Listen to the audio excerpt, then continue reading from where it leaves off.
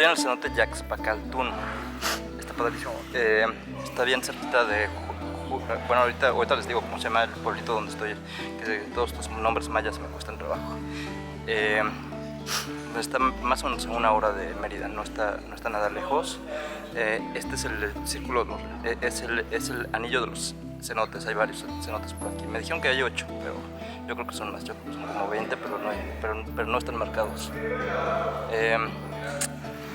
Este cenote vale la pena, está cerquita de Mérida. Es uno de los mejores cenotes que he visitado en este viaje. Hay varios, pero este está increíble.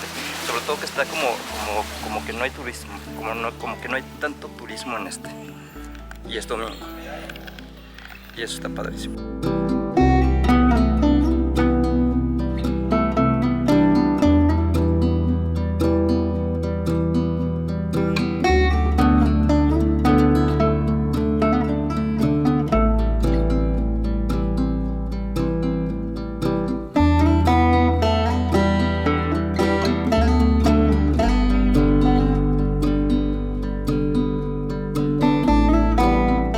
No olvides suscribirte a este canal para que me ayudes a crecer en YouTube.